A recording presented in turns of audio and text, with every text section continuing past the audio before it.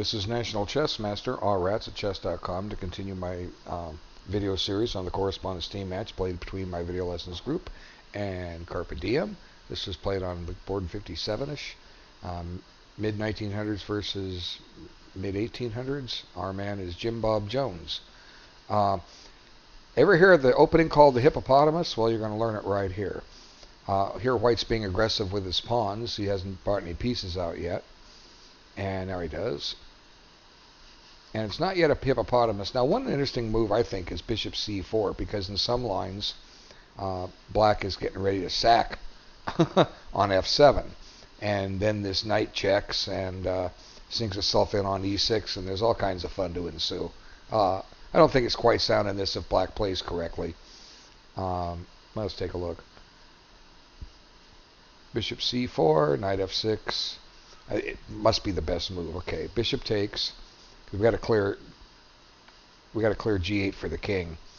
Okay, see now, had black played a rook pawn move like I've been criticizing so much, he's in trouble here.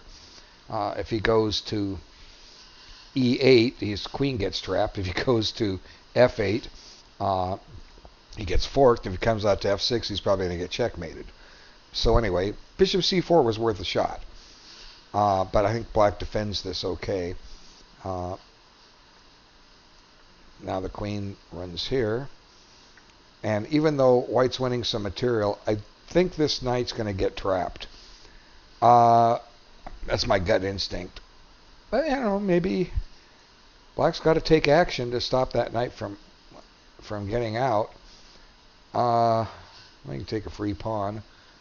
What happens if he brings his knight out? White has 7 pawns, black has 6 pawns. White's ahead material, not by much. Yeah, he's okay. I don't know. Yeah, it's worth a shot. You know, you sit down and analyze these things out. But this is just such a natural continuation that if you're going to play against this defense, let's go forward a little bit. You want to know that bishop c4 is the move to play, okay? Because of these tricks down here. When this knight goes to d7, it's shutting off the bishop's defense. But he went with bishop d3. And look what we have. a6. Another horrible rook pawn move. I hope I'm not going to see too many more of these. Why? What is the purpose of this? Develop something. Okay, here's a good move right here. e5. Whoops, back it up. Here's a good move right here, e5. Okay, so what? So what if white pushes by? It gives you a square, okay? So what if he pushes by? Yeah, same thing. You can take and you get a square. Knight goes to e5. If white takes, you know, just take back. If he pushes by, so what? You get that square. If he takes, you know, so what? Look, isolated e-pawn. Free stuff, free squares for all the black pieces. Game's even. Okay? That's what you want with black equality. Instead, a6. Okay, well, the internet defense. I have to find a good name for it. Right now, the internet defense is all I can think of. And it stands for horrible rook pawn moves. Okay, let's see. Where was I in the game? Here see, you can't see it off to the side of the screen, but if you were to make an analysis board and you start analyzing a variation, unfortunately what it does with chess.com's interface the way it stands now, it replaces the main line with the new line you're looking at, and you have to search through this to find the right spot. Scrolling through won't do it because it'll just put you back in the line you just analyzed. You know, ChessBase doesn't do that. Why does chess.com do it? Hope for version 3. e5 is still possible, but he plays e6. Okay, so there you have it. And now with knight e7, we're reaching the hippopotamus type situation. Black will fianchetto this bishop too. And the expression somebody told me like 40 years ago is, if white plays for f5, you roll the hippo on its back. Will that happen? We shall see. And there it is. And white's got a space advantage, but black is solid. But there's going to start coming an imbalance here. one of the ideas with the hippo is you do want to strike back with c5 at some point, and that's what happens. And the game actually stays pretty even, but both sides are going to miss their chances. They're both getting some weak pawns. Black has two hanging pawns here in the center. White has an isolated e pawn.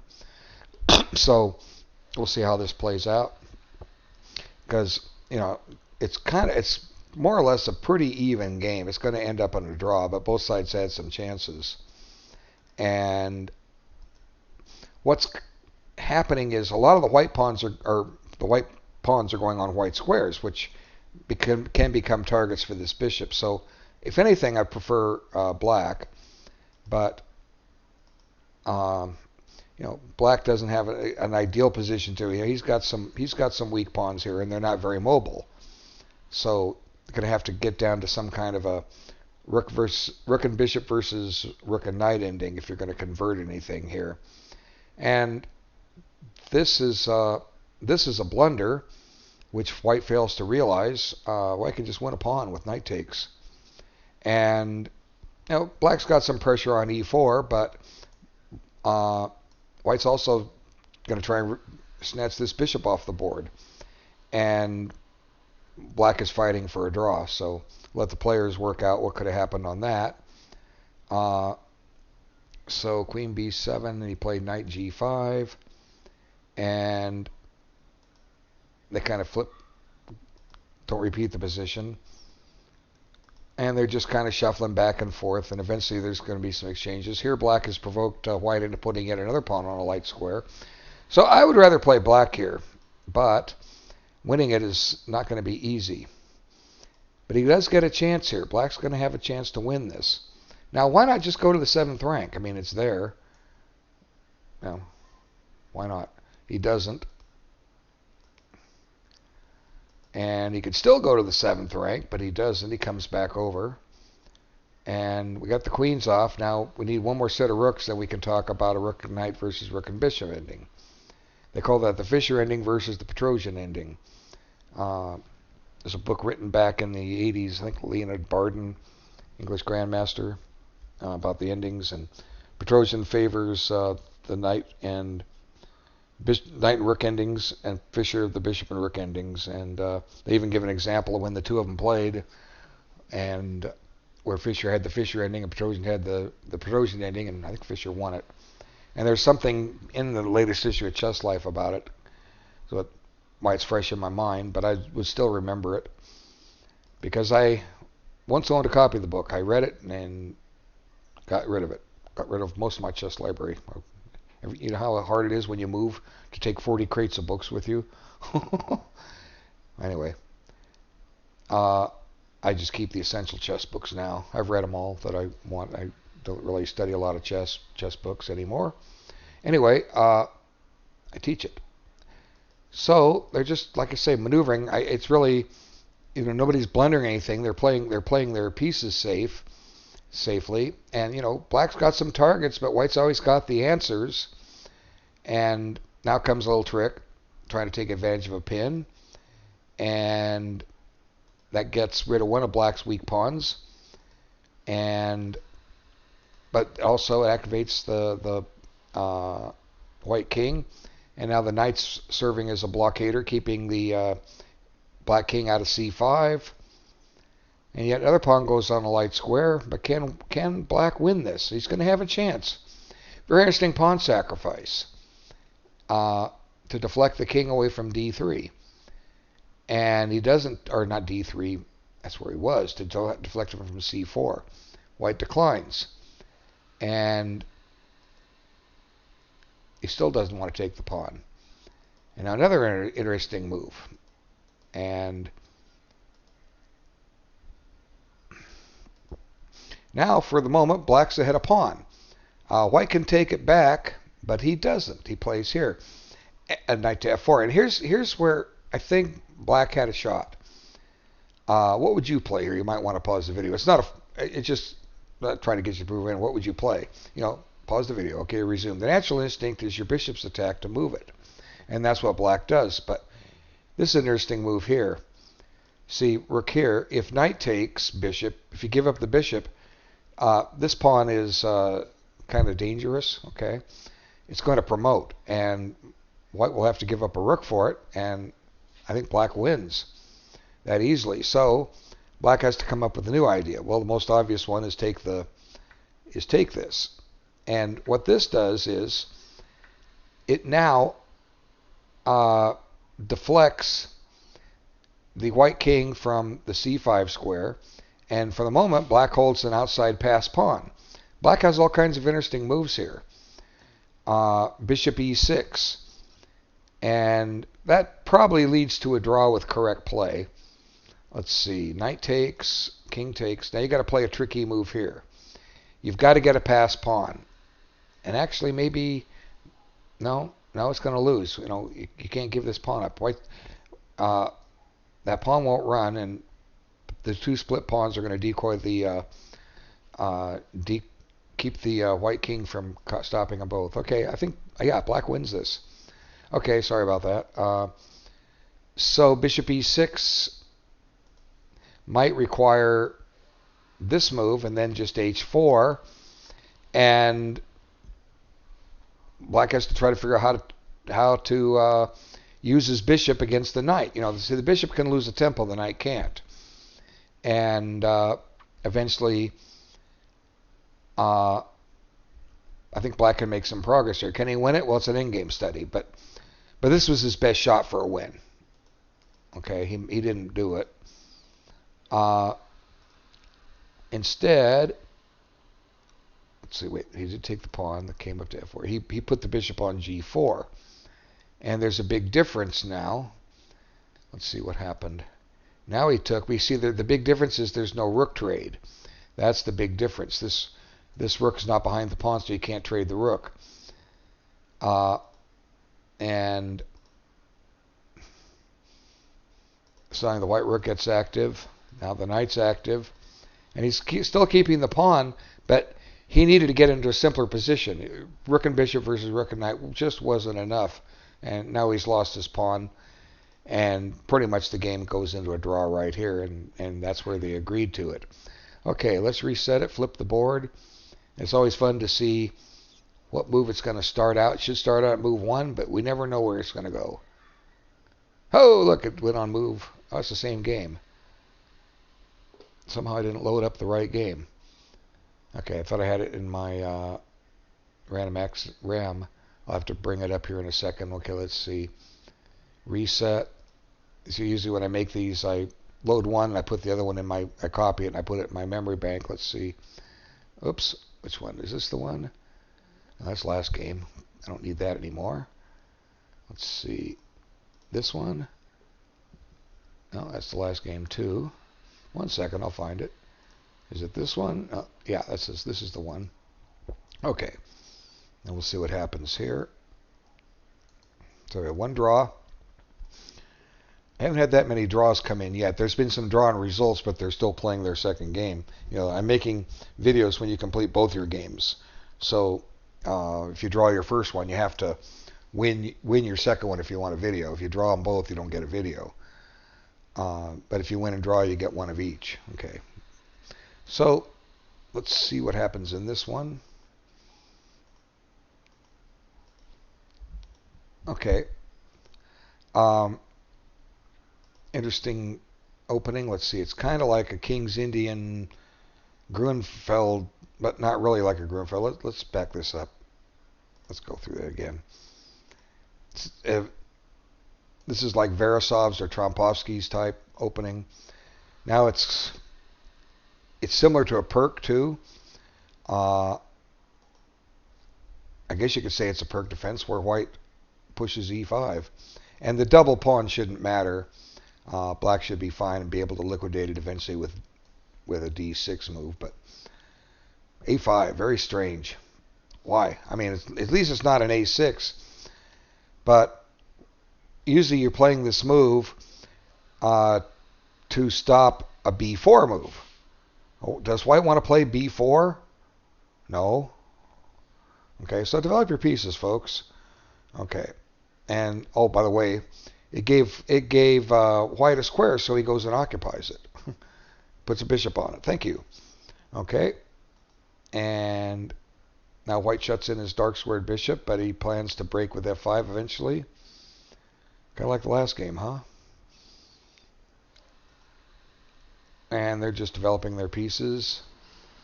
And we'll go forward a little bit here. And as I said, d6 eventually will get rid of that. Double pawn. Now should take back with the knight. But you can take back with the f pawn. And see, there's pluses and minuses to doing how you want to do this. Actually, taking back with the f pawn makes sense because then you activate this bishop. Here, come on, stay there. Trying to show this arrow. There it goes. Okay. But taking with the f pawn is good. Now, why put your knight on the side of the board? Just to attack a bishop. It's protected. Okay. White didn't want to take that. Get some pieces developed. You have a bishop and a rook screaming to get in the game. Okay. But white decides to save it. And I guess black is playing for a b5 break. Okay. At least he's got a plan.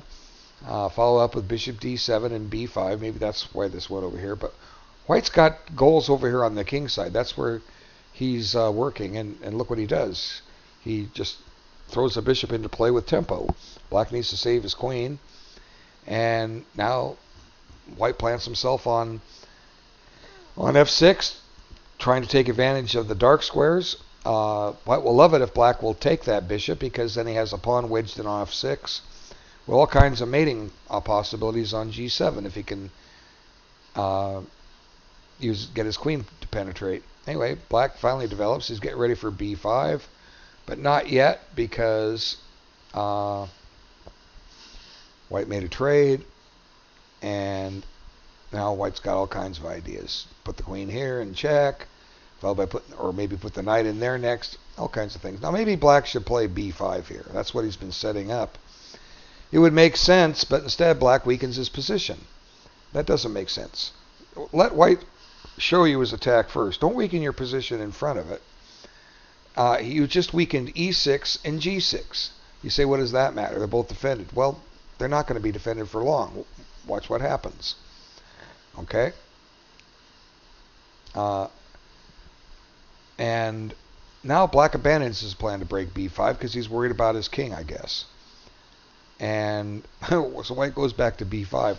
This is where I think white missed there was a nice winning idea here. Knight g5. The idea is you want to play rook takes here, followed by check, and then bring the rook in. What can black do? Well, let's first off, let's look at the retreat. Okay, now rook takes, and I was talking about how weak g6 got weak. Well, that got real weak. You can't take it. You get mated in 2 moves. So what else can black do? You don't want to retreat your rook. How about if you take the rook? Well, what's the problem with taking the rook? You just developed the white rook. Now the rook is threatened to penetrate, so you can't go that way. How about if we protect the rook? Okay, let's look at that. Okay, let's see. What can white do? Looks like white has all kinds of good moves at his disposal. One is queen c7. That attacks a piece that's pinned. Menaces b7. Gets ready for a knight takes e6 check. I mean, there's all kinds of possibilities. If you guys will sit down and analyze your positions, I mean, I'm just kind of just showing you a few things that just come to me naturally because I understand the concept of weaknesses. When someone weakens their position, disaster is going to happen. These things are waiting to happen, or these combinations are waiting to unfold. So you start looking for them, and I talked about e6 being weak and g6 being weak, and I've shown why each one is weak. If black wastes a move here, kind of hard to waste a move. His pieces, he doesn't really have any pieces to move. Let's see. Let's save his. You can't. Let's just save the bishop. Okay. Well, knight takes check. Whoops.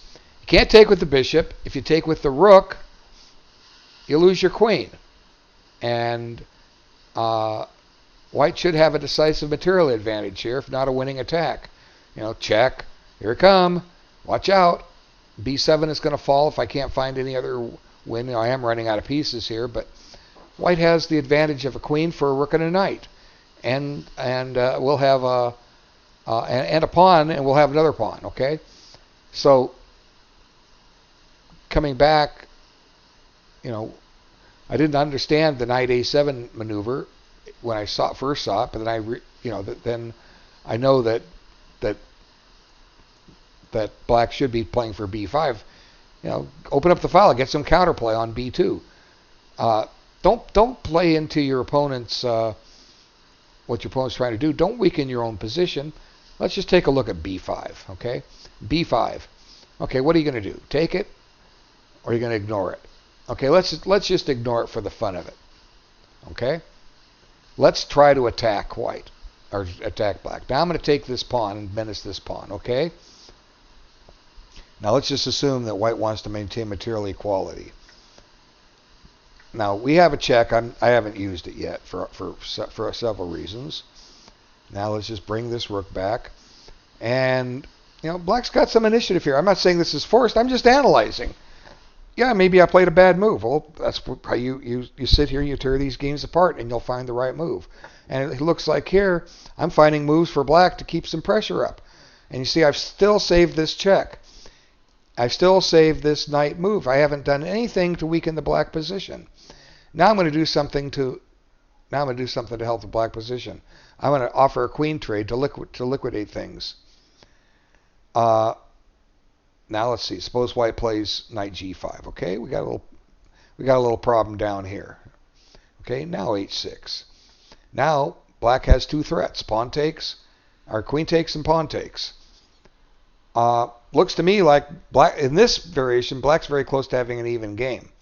He's got a crummy bishop on D7 behind a bunch of light squared pawns.